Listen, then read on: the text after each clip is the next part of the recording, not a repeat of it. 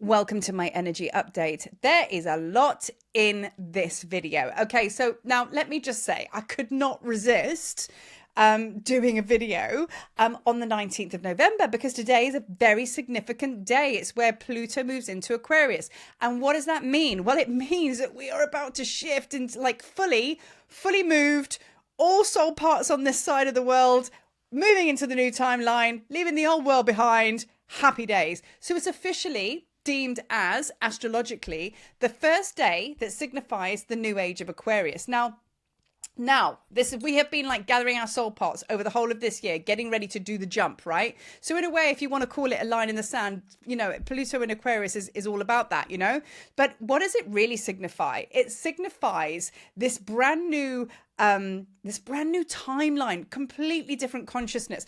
I'm an Aquarius, okay, and this is now my world. I'm so excited because I'm all about the movement. I'm all about community. I'm all about moving together as a pride, as a tribe, for the greater good, right? You know what I mean? And that's what you're going to find. It becomes very humanitarian, you know what I mean? And we start to move together because we know Aquarians don't like doing things on their own. We got to do things as a group. That's what makes sense to us, and that's the energy of this new timeline. So now all of the work, all of the hard yards and the grafting and everything like that has brought you to this point now. Now, I am going to be doing a video this week. I'm not quite sure where I'm going to post it, but it's coming up very, very soon to do with Sekhmet and Ptah. Now, Ptah is Sekhmet's counterpart. And Ptah is a creator god. And he had much to say to me today about where we're at right now. And I'm just going to give you a little tidbit, but I'll go deeper into that in the next video. But he was basically saying that universal law, the principles, ma'at, all of the things, we're really starting to grasp and understand these teachings and wisdoms now.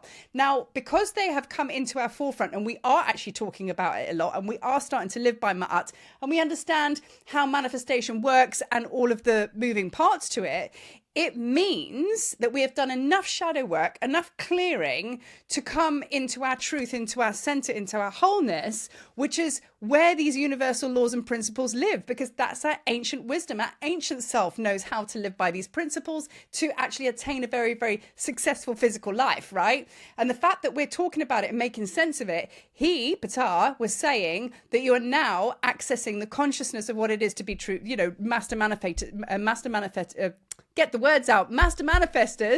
and creators. So he said, you can't know the principles unless you've got that far, and you can't get that far and not know the principles. Do you know what I mean? So it's a very, very good indicator that we've come to this point now where everything's coming online. So today is officially the first day of the new age of Aquarius. Now, 200 years ago or thereabouts was the last time this happened. Big things happen in the world when things like this happen astrologically. So now, 200 odd years ago, the French Revolution kicked off. In fact, lots of things kicked off about 200 odd years ago. And now we can see things going on in New Zealand, or to do with the indigenous people and to do with reclaiming of the land and everything like that. And there is a lot of wrongs being righted, as it were, because we're all starting to live by ma'at now. So through our own consciousness and following the shadow, which has been really hard, right? Clearing. It's now brought you to this timeline. If you've got this far, you're in the timeline, and now we're able to really spread that through the ley lines as a collective, because there's enough of us now. So big things happening, right?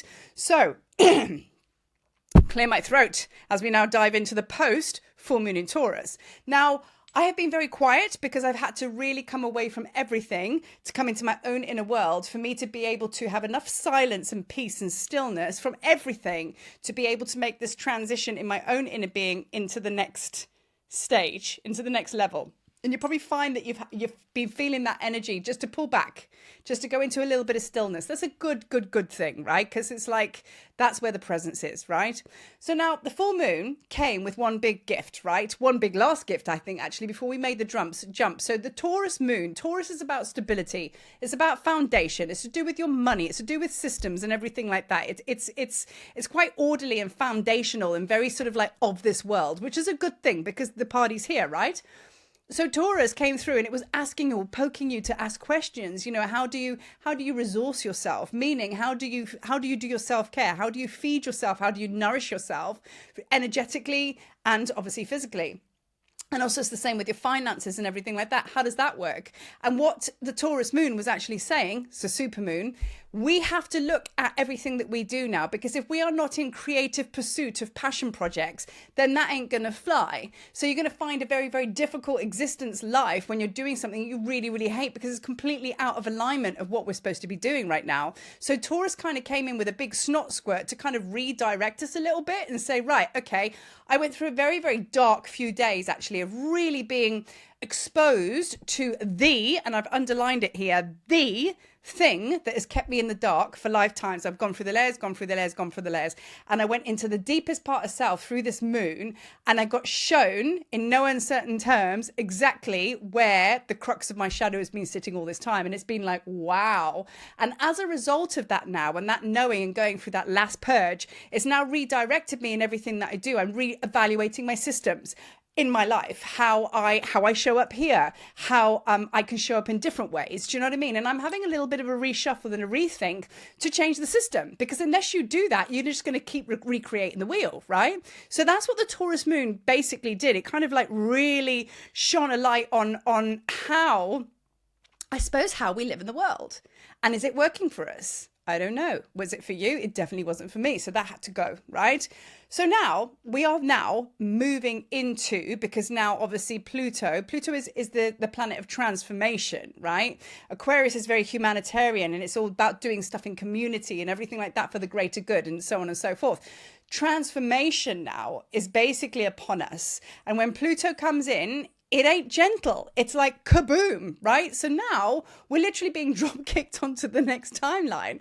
And that's what it feels like. You know what I mean? So everything's going to start to turn and change as of November and beyond now. You're going to feel that, definitely. So we're now in an action phase, because just to remind you guys as well, tomorrow being... what's the date today? The 20th, tomorrow, 5 p.m. Central Africa time, I'm going to be holding a short intro, just helping you guys who really want to step out and get your creative juices flowing. If you want to put your YouTube channel together, I have just thought, well, why not? Let's get together for a bit of a chat, and I can share with you my divine genius on how to step out in the world and share videos like I do. And I will share with you everything that I know, and then we can maybe get you going on stepping out and sharing these platforms, right? So just in light of that, that's the action phase. So now as we move through today, Pluto into Aquarius, now you're being challenged and poked. It's like, how are you going to show up in the world, right? What does it look like for you? I've like new physical systems on how to be in the world. How are you going to show up? Changing how you usually do things, a rethink. Because the thing is, if you're going to keep doing the same thing, you're going to get the same results. So don't be surprised if you're starting to feel, if that anxiousness and uncomfortability, if you are feeling that and you're not quite feeling the vibes, the high vibes, it's because you're not at ease inside.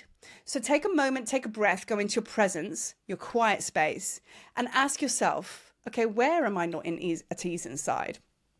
Why am I not at ease inside? Do you know what I mean? And just keep like listening to that inner voice, and you'll go through the layers. And they'll go, oh, okay, because you have to move. You've got to do something different. You've got to show up now, because, like, you know, what's been done is done. That's gone. And now it's like, oh, okay. So you'll probably find if there is a bit of antsiness, uneasiness, and just feeling a bit sketchy, it's probably something to do with that, right? So now, as I said, like, it's a really, really good note to finish this video on, because this is going to feed me into my next video, which will be about Ptah and Sekhmet.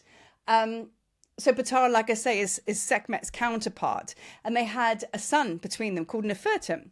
Now, Nefertum was the beautiful creation, or beautiful completion, and he's very much connected to the flower essences and the oils and everything like that.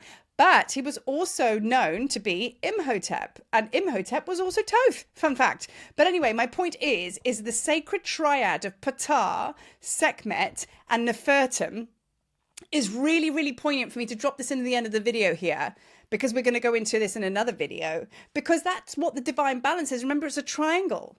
So we have Sekhmet, who is all about the fire and upholding of Ma'at, clearing the way, destroying so creation can happen. You have Ptah, who is a creator god. He is the one that spoke the world into being. He is the ultimate of the creator gods. So he's the architect and the builder. Sekhmet's working with her hubby just to make sure everything's like, you know, there's no chaos around, so Ptah can actually land this beautiful creation. And then when the two of them came together, they had Nefertum, which is beautiful completion. So, I mean, in a way, I just wanted to bring bring these three powerful beings together, the sacred triad, you know, mother, father, child, together and bring it through. Because the reason I'm talking about these three beings together is because we are indeed in a completion phase. So we are now needing to just take an exhale and breathe and let it all settle, petal, as we move into the new phase. So that's kind of like what's happening for you now. And I cannot stress enough right now, even though it's the action phase, it's not a time to go fast.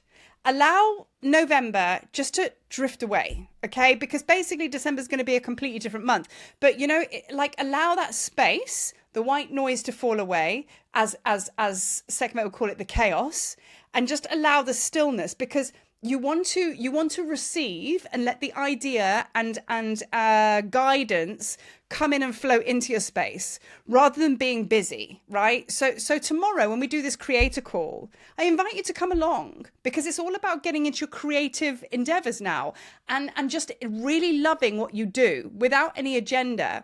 And the YouTube for a lot of you is kind of that. You're like ready to express yourself, but you just need like physical help on the physical template, which I'm totally there for.